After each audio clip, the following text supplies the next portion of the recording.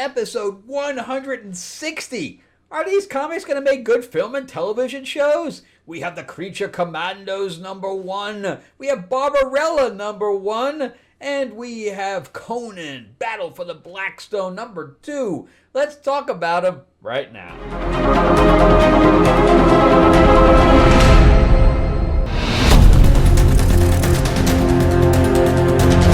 Welcome back to the channel, everyone. Thank you so much for spending time with me as we rant about movies, comic books, and television shows, as well as the occasional board game. I am your host, Frank Zanca. I'm an award-winning screenwriter, novelist, and comic book writer, as well as a filmmaker.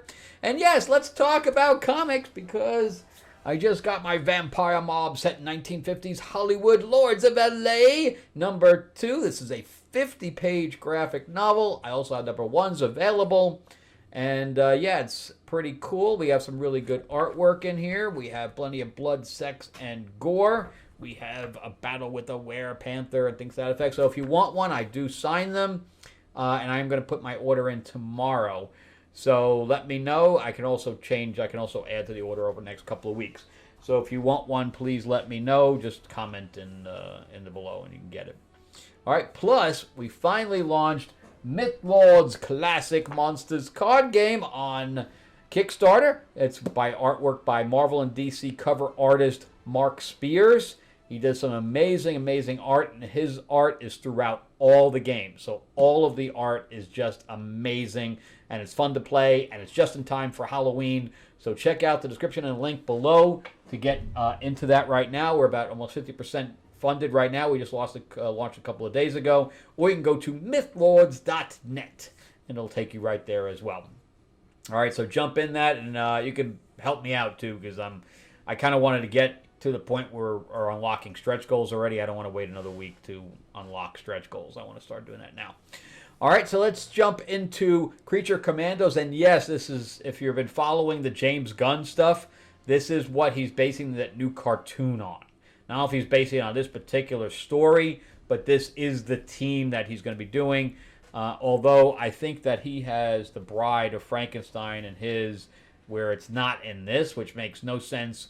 Why isn't what they're doing following what he's doing? Why isn't the movies following the comics and vice versa?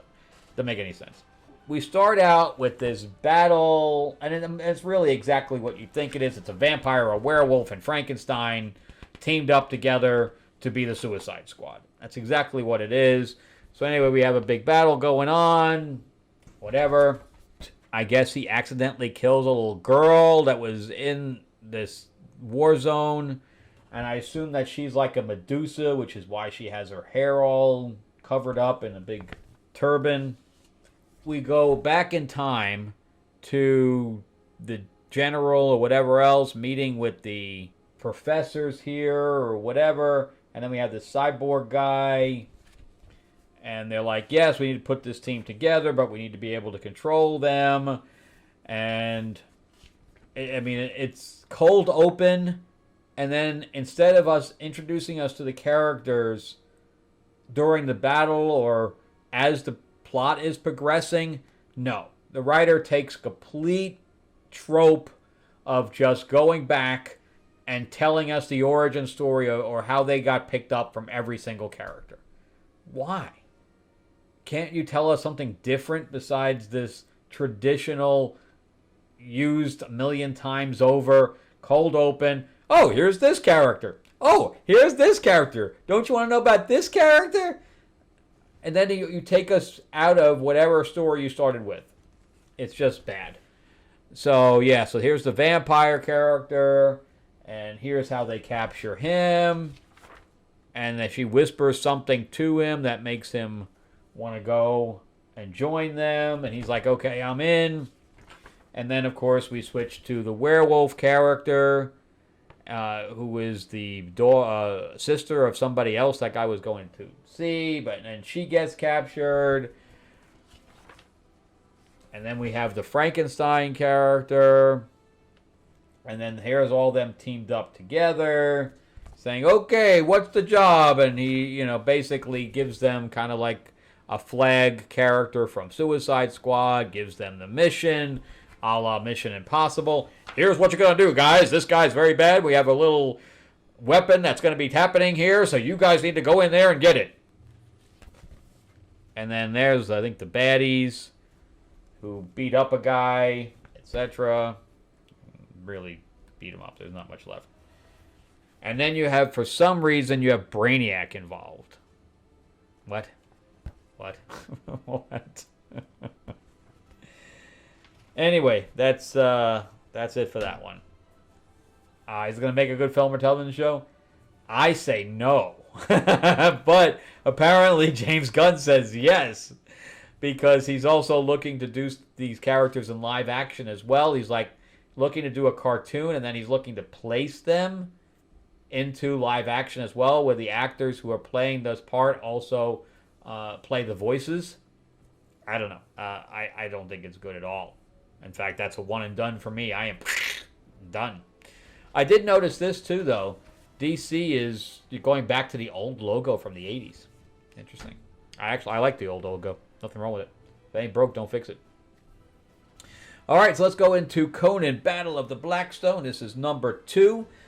This had to do with the Blackstone whole storyline from Conan that was occurring, and where he went back in time to Atlantis before it got sunk. But anyway, so this is resonating. This Blackstone is resonating through time and space. So it's inhabiting all of the Robert E. Howard characters that he's written over the period of his life. And it's been interesting to read the back text about what was taken, what wasn't, what he sold, what wasn't, how he had to change things to get it sold. It's very interesting stuff. But anyway, so there's Conan. There's Agnes, was only, I guess, in 3 stories by Robert E. Howard. Solomon Kane, who I would think is the second most famous character that Robert E. Howard did outside of Conan. And then you had El Borak or whatever, and then you have these other 2 guys. And they're in some kind of a museum, but it's like an all-men's club type of thing, like an upper echelon club back in the early 1900s or whatever. So then you have this guy that's visiting each one of them simultaneously, and is basically telling them that, you know, that all of humanity is going to be destroyed. You guys are going to have to deal with this, etc. So yeah, so we see the same text basically throughout with them watching that, and then we switch back to this club in New York, and El Borak is like, "What is that?" He's like, "That's not a sigil, it's text," or something to that effect. It means you're hunted. So it's like a mark. And then we get this very Cthulhu type of monster show up, which is very funny. It's not funny because people die, but it's funny because everybody dies in this entire club except for the main guys. So it appears in front of them, but it kills everybody else. And this thing has like 4 arms and big teeth, and it's got something smoking purple off top of its head. But anyway, we watch this whole massacre happen, and El Borak comes in and says, "Are you guys going to fight or are you going to flee?" And they're like, "No, we're going to fight." But then Brissa, I forgot her name, from Conan, shows up to help them. It just pops there. So she is a Pict, and she died, I thought. We never actually see her die. And I was like, we never see her die. What happened with Brissa? And I was really upset about this. But we never found her. And he didn't go back in to look for her, but he just told her she was dead. And I'm like, no, man, you got to find out for sure. Because I liked her relationship with him in the first story arc of Conan. And then she just disappeared, and we never saw her again, but now she's back. So I was very happy about the fact that we got to see that piece pick up. But anyway, he's like, "Are you guys going to help me fight, or are you going to run?" And he's like, "No, we're going to help you fight." So they end up, destroying it where it flees. And they're like, "Okay, hey, you're a good fighter," and Borak there gets wounded badly. So they all pop into Conan's time, all of them. Solomon Kane, Agnes, the 3 people, Brissa, the whole bit. And I hope I got her name right. Yep, Brissa, I got it right. And Conan's like, oh my God, I thought you were dead. I'm so happy to see you, blah, blah, blah. And I'm like, yeah, me too. And then Solomon Kane's got to be a dick and say, who are you? And I would kill you if you don't tell me. And Conan's like, yeah, no. So they get into like a little fight. And, I think Conan could kick Solomon Kane's ass any day of the week. But then he's like, well, we can't really fight right now because El Borak here, he's having difficulties. But then we see that the monster has gone back in time to when he was younger and fights with him there. So all of time and space is happening simultaneously.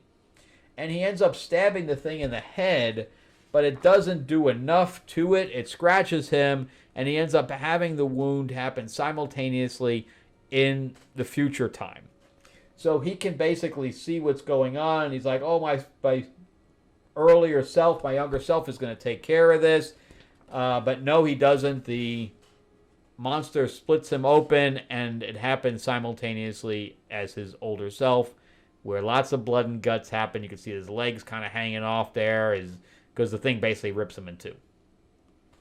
So they're like, this is a problem if it's going to go back and forwards in time. So they go to this temple, and that's where it ends. For right now, anyway. So good stuff. Then it tells us about the whole Agnes thing that I read. Really good stuff. Really good. I'm excited to see where this goes because that is dangerous. It's almost like a Terminator thing where it could go back and forth in time and get your younger self, older self, whatever. Interesting. Anyway, I really like that. I don't know if it'll make a good film or television show because there's so many characters. But I would like to see another Conan movie. All right, so let's get into Barbarella.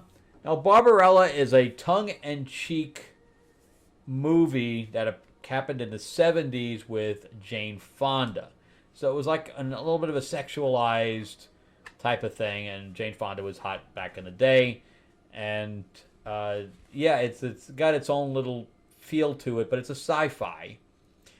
And I was interested to see what Dynamite was going to do with this. This is by Blake Northcott. So it starts out with this woman fighting something, but you find out that they're just watching it on television. And they literally have a television, even though it's not even on the right planet. And she's sleeping with this blue guy, and then all of a sudden somebody says, cut, cut, cut. I need more feeling. And they're like, how'd you get in our room? And it's like this goat guy. I'm immediately turned off because it's basically like... I forgot the guy's name from X-Men, where he was basically doing reality shows. People watched it, even though it wasn't, it was on their television and had all the X-Men in it. I want to say, it's not MODOK. I forgot his name. But anyway, this is the same type of thing where the guy's running a reality show and he's putting them in it, even though they're like real people and whatever. And she's like, I'm just going to my ship. And he blows her ship up, so now she can't leave. And she's like, well, what the hell, dude? But anyway, there's this big boulder there that broke the ship up, and I should have known. The artwork is okay. It's a little bit stylized and cartoony. But you have somebody that's looking for a distress signal that this other guy is picking up. And he's like, yeah, I guess I'll go deal with that.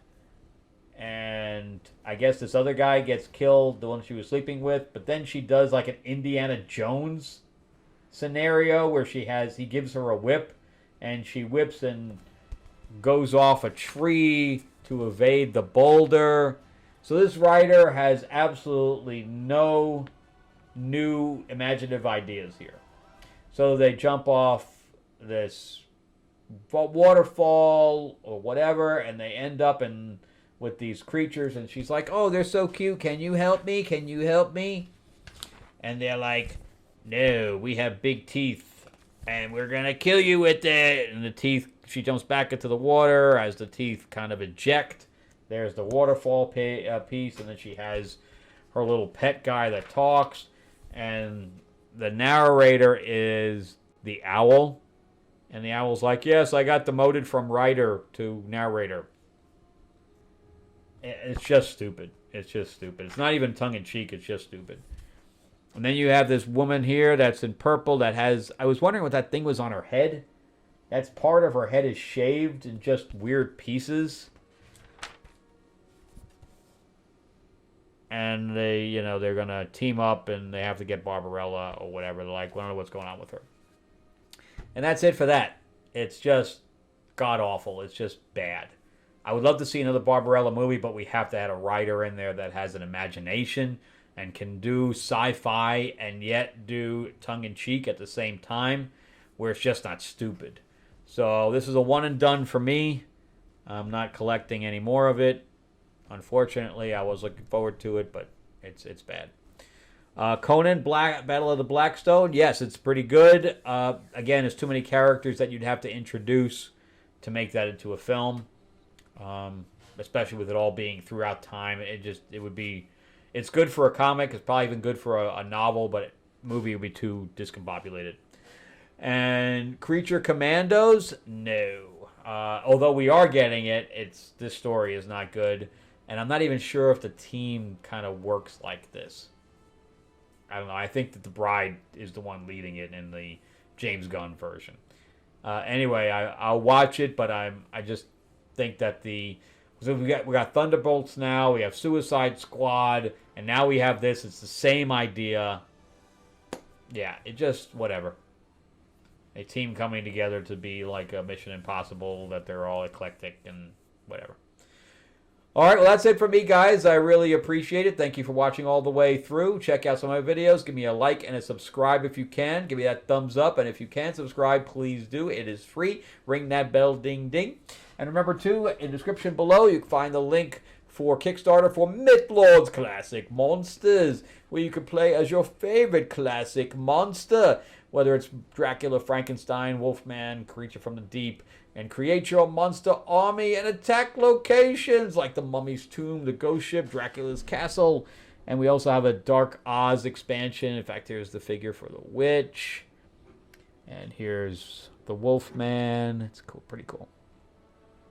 Anyway, check out that or just go to mythlords.net. All right, thanks again for watching, guys. I'll see you guys on the next episode, and have an awesome week.